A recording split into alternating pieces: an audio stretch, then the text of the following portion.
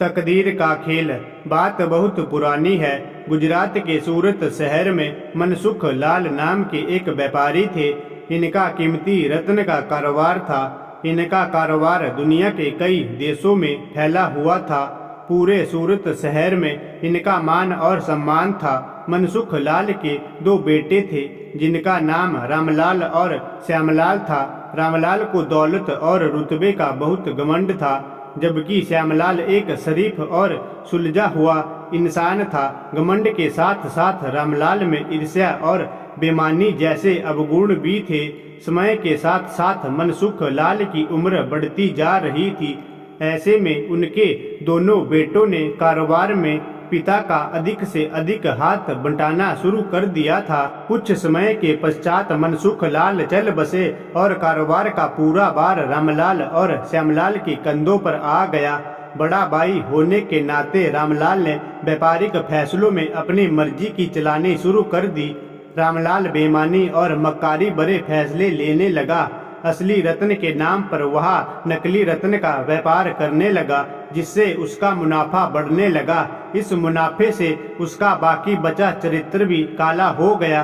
दौलत के घमंड में वह परिवार में उन्मादी जैसे व्यवहार करने लगा। दूसरी तरफ शरीफ और सुलझे हुए श्यामलाल को शुरू में रामलाल की बेईमानी का इल्म तो नहीं हुआ, परंतु जब उसने उसके व्यापार में परिवर्तन देखा तो पूरे माजरे को समझने में उसे ज्यादा देर नहीं लगी। रामलाल की करतूतों से श्यामलाल को बड़ा दुख हुआ। उसने रामलाल को समझाने और सही रास्ते पर लाने की कोशिश भी की थी, परंतु वह नाकाम रहा। उल्टे रामलाल श्यामलाल से खफा हो गया और व्यापार में बंटवारे का बहाना ढूंढने लगा। बंटवारे में भी उसने बेईमानी की साजिश रची, घर में कलह का माहौल पैदा किया। अतः रामलाल अपनी साजिश में सफल रहा और श्यामलाल के हिस्से के व्यापार पर भी वह कब्जा कर बैठा।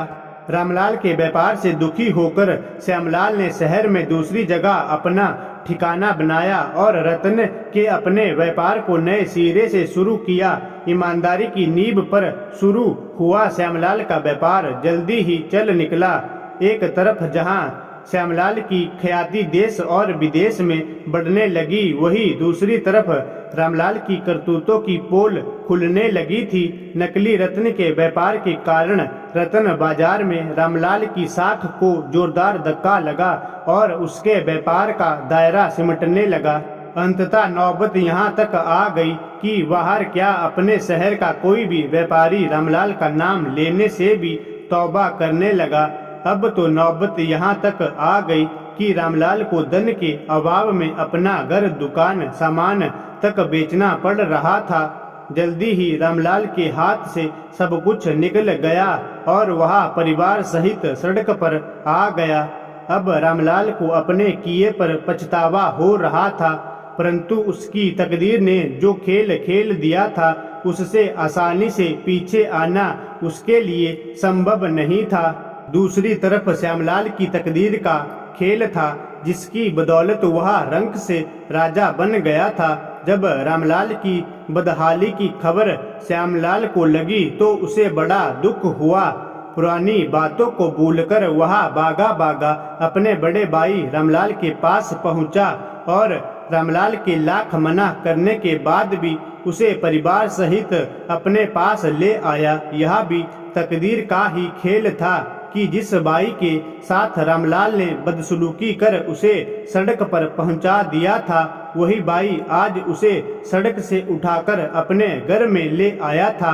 कहानी से शिक्षा। इस कहानी से यह शिक्षा मिलती है कि तकदीर कब किसके साथ क्या खेल खेल दे, इसका अंदाजा कोई नहीं लगा सकता।